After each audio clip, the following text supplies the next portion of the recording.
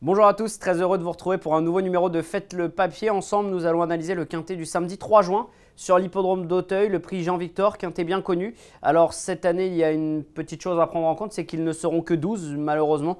Il y avait beaucoup d'engagés et finalement assez peu de partants restants. Seulement 12, mais un papier tout à fait intéressant à étudier avec surtout des concurrents qui ont montré vraiment de la qualité. Allez tout de suite, on fait le papier.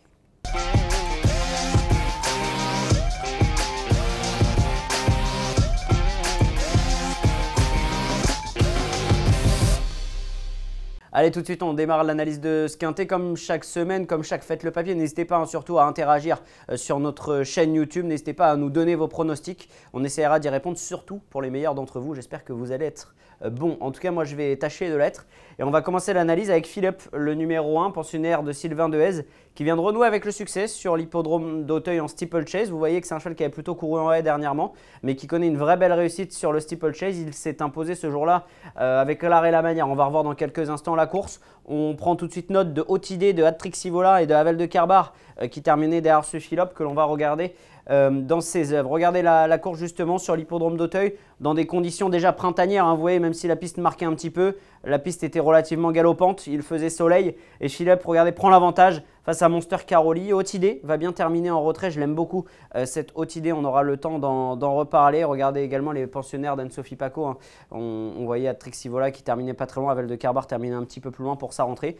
Mais Philippe s'envolait ce jour-là vraiment. Même s'il a été pénalisé de 3,5 kg, je pense que sur le style de ce succès, c'est impossible de l'enlever. Et puis surtout, regardez Haute Idée qui terminait en avançant, comme on aime bien le dire, en tout cas qui terminait son parcours dans une action vraiment convaincante. Je pense que ces deux-là sont assez indissociables au papier, même s'il y avait un bel écart à l'arrivée, et doivent être retenus en assez haut rang. Hardy Légal numéro 2, cheval entraîné par Erwan Graal, qui a toujours montré de la qualité, qui, comme vous le voyez, n'a certainement pas été épargné par les ennuis de santé. Il a été souvent absent des pistes.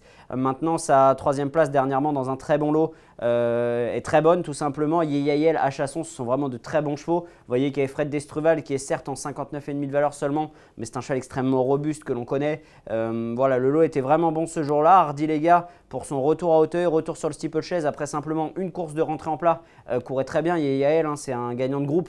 Ce pensionnaire de Jérôme Delaunay. Et regardez Hardy Léga, il était venu l'attaquer. Il avait vraiment fait illusion pour le succès. Et peut-être qu'il a un petit peu coincé dans les derniers mètres du parcours. Voilà, c'était tout de même une performance encourageante. C'est cette casaque du Haras de Saint-Voir qui est ici en troisième position. Geoffrey le sollicite de la cravache, mais ne va pas insister inutilement dans les derniers mètres du parcours. Le cheval poursuit dans son action sans véritablement être capable de réaccélérer. J'ai vraiment la sensation que cette course lui aura fait du bien. Il était en 65 de valeur avant cette course. Il est à présent en 63 et je pense que ça lui donne l'opportunité tout simplement de gagner. C'est mon favori, cet Hardy Léga. Je pense que c'est un cheval qui a vraiment beaucoup de classe et qui est capable de remporter un quintet de ce style. Échiquier, le numéro 3, pensionnaire de François Nicole, qui a couru à 2 reprises cette saison. Vous voyez que c'est un cheval qui a quand même une mélodie, une musique qui est assez harmonieuse plutôt qu'une mélodie. Maintenant, je trouve qu'en steeple, il est en 63 de valeur. Je trouve qu'il est un petit peu haut sur l'échelle des valeurs. Voilà, à mon avis, sa victoire de fin d'année passée lui a fait un petit peu de mal au niveau de sa valeur. Et j'ai un peu l'impression qu'avec Angelo Zuliani, à présent âgé de 9 ans, ce cheval n'a pas trop de marge face à de tels concurrents. Maintenant, on le voit, c'est vraiment un concurrent qui est extrêmement régulier. François Nicole, Angelo Zuliani, c'est difficile de l'écarter. Mais personnellement, je ne lui vois pas une marge de folie. Passons à Champagne Mystery, le numéro 4. Alors, vous pouvez noter un Noël Georges, Amanda Zetterum. C'est vraiment un duo qui fait feu de tout bois actuellement. Champagne Mystery est un petit peu comme tous leurs chevaux. Alors, regardez, il reste sur 3 deuxièmes places consécutives, des 3e places auparavant. Le cheval est en très grande forme. Nicolas Goffnik, qui va être son partenaire, est également en très grande forme. Il vient de terminer 2e du prix Romati sur l'hippodrome de Compiègne, battu ce jour-là par Geelong Sport. Il battait Illico Desplans et Eddie de Balme, donne le change. C'est vraiment un très très gros lot qu'il vient d'affronter sur l'hippodrome de Compiègne. Alors dans des conditions, vous allez le voir, qui étaient complètement différentes. La piste était extrêmement pénible. Vous voyez ici, c'est cette casaque rouge, cette toque rouge qui progresse au centre. Geelong Sport, qui ne sera pas de la partie, qui est une vraie bonne jument, avait fait le trou ce jour-là. Mais Champagne Mystery allait se montrer extrêmement courageux, extrêmement pugnace, un petit peu à l'image de beaucoup des pensionnaires de Noël Georges et d'Amanda Zetterum pour obtenir la 2e place. Il terminait vraiment bien son parcours. On a même pu penser un instant qu'il allait pourquoi pas venir inquiéter Geelong Sport. Je pense tout simplement que s'il répète cette tentative, c'est un cheval qui ne gagne pas souvent, mais je pense qu'il va être à coup sûr dans les 3 premiers. Voilà, cette performance était vraiment très bonne et je lui vois encore une très belle chance. Passons à présent à Batam du Bocage, le numéro 5.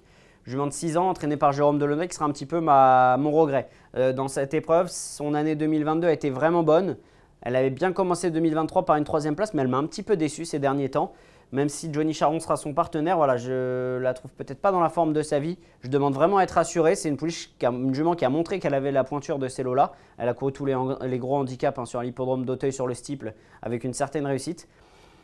Mais là, j'ai besoin d'être rassuré. Voilà, j'ai pas vu ce que je voulais voir dernièrement. Le numéro 6, c'est Otidé. Je vous en ai parlé tout à l'heure, l'entraînement donation sur dos de Beauregard. Félix de Gilles, qui est son partenaire, on l'a vu terminer 3e en se comportant vraiment très bien. Et surtout, ce qui me plaît, c'est que regardez, en 2022, elle était extrêmement régulière, hormis une chute qui a un petit peu entaché son papier. Et puis cette saison, elle a un petit peu eu du mal à se mettre dans le bain, arrêter. Non placé ensuite, et puis dernièrement 3e en terminant vraiment dans une action qui était plaisante. On a revu tout à l'heure sa course derrière Philippe. Alors oui, elle terminait à 11 longueurs et Philippe a été pénalisé simplement de 3,5 kg. Mais je pense qu'elle peut s'en rapprocher parce que j'ai senti une jument sur la montante, une jument qui est vraiment en plein épanouissement. On sait que les juments avec les beaux jours ont tendance à vraiment passer un cap, à se faire belle comme l'on dit, et je pense que Otidé peut très bien courir. J'y crois vraiment beaucoup. Nous sommes à mi-parcours, seulement 6 concurrents pour la mi-parcours, comme j'ai dit, ils seront 12. Et vous voyez que mon papier, mon pronostic se porte vraiment sur le haut du tableau, où j'ai retenu Philippe, Hardy Lega, Champagne Mystery, Otidé. Échiquier et Batam du Bocage peuvent être des regrets, mais vous allez voir que je vais choisir une formule assez resserrée parce qu'avec 12 partants seulement, on ne peut pas se permettre de mettre 8 ou 9 chevaux, vous l'imaginez bien. Toscana du Berlay, à présent le numéro 7, un hongre de 5 ans que j'attendais depuis un petit moment sur la plus haute marche du podium pour ne rien vous cacher. Dernièrement, il vient de s'imposer justement sur l'hippodrome de Compiègne dans un lot qui était un petit peu moins bon. Malgré tout, le cheval le faisait bien. Il monte de catégorie, il n'aura pas la décharge. Voilà, c'est un cheval qui, à mon avis, n'a pas encore tout montré, mais j'ai l'impression qu'il y a des concurrents un petit peu plus aguerris que lui. Il a seulement 5 ans, même s'il commence à avoir quelques combats. J'attends de le voir face à une telle opposition pour pourquoi pas lui faire confiance. Mais suivez-le parce que c'est un cheval qui a vraiment de la qualité. Uric des Obos à présent, j'aime vraiment bien ce cheval âgé de 6 ans entraîné par Nicolas de Wilder. Je pense que c'est un cheval qui a vraiment la pointure pour faire l'arrivée de ce style de handicap. Il l'a d'ailleurs fait par le passé, il a même fait l'arrivée de bien meilleurs lots. Et j'ai trouvé surtout que sa rentrée 5e en haie sur l'hippodrome d'Auteuil dans un bon lot, il a une valeur de haie qui est assez nettement supérieure à sa valeur de steeple. J'ai trouvé qu'elle était très bonne et je pense que ça va être un tremplin qui va être vraiment parfait pour qu'Ulrich des Obos arrive en belle forme sur ce quintet plus sur le steeplechase. Il est bien placé au milieu de tableau, seulement 66 kg à porter, là où le haut du tableau ont quand même beaucoup de poids. Pour la plupart, ils ont un petit peu plus de 70 kg. Voilà, je trouve qu'il est bien placé. Thomas Borin est un jockey que j'affectionne énormément et je pense vraiment qu'Uric des Obos peut bien faire. Justement, je voulais m'intéresser à une performance qui remonte au 3 décembre dernier, le prix Jean Lomain, qui est un handicap un petit peu similaire à ce prix Jean Victor que nous étudions. Et Uric des Obos, vous voyez, terminé derrière Champagne Mystery. Alors dans un terrain qui était lourd, il ne faut peut-être pas prendre en compte les 7 longueurs d'écart qui les séparaient. Je pense qu'en plus, Uric des Obos sera vraiment avantagé par la piste qui va être plutôt roulante ce samedi. Voilà, je vois vraiment beaucoup d'atouts dans son jeu à ce Uric des Obos et je vais le garder assez haut dans ma sélection finale, vous le verrez. Avel de Kerbar, le numéro 9, super cheval entraîné par Anne-Sophie Paco, on ne le présente plus. Un cheval qui préfère bien évidemment les pistes un petit peu plus lourdes, qui préfère les distances un petit peu plus longues. Je vous rappelle que nous sommes sur 3700 mètres. Lui, c'est plutôt un cheval de 4400 mètres sur le steeple à l'automne en terrain lourd. Il a effectué une course de rentrée 8e où il a quand même terminé assez loin, mais son jockey a pris soin de lui faire terminer le parcours. Une rentrée qui lui aura certainement fait le plus grand bien. Je pense qu'il va avoir évolué sur cette course, mais j'ai encore besoin de le voir courir pour vraiment lui faire confiance. Atrix Sivola, son compagnon d'entraînement, même Kazakh, même entraînement. Anne-Sophie Paco et la Kazakh du Haras de Beauvoir dans cette épreuve. Théo Chevillard sera son partenaire. Lui vient de terminer 4e de la course de référence, un petit peu plus près. Lui a eu beaucoup de combats. Il est vraiment peut-être même en fin de course, en tout cas en ce qui concerne sa série de performances actuellement. J'ai discuté avec son entraîneur récemment qui me disait qu'après cette course, il aurait certainement droit à quelques vacances pour préparer l'automne, puisqu'un petit peu comme Avel de Kerbar, c'est un cheval qui est mieux en terrain lourd et mieux sur des distances plus longues. Donc c'est un cheval qui est extrêmement régulier, qui est très tenace, qui peut certainement être 4e ou 5e dans cette épreuve, mais que l'on reverra à l'automne avec de réelles ambitions. Pour ce samedi, je le vois plutôt pour les petites places.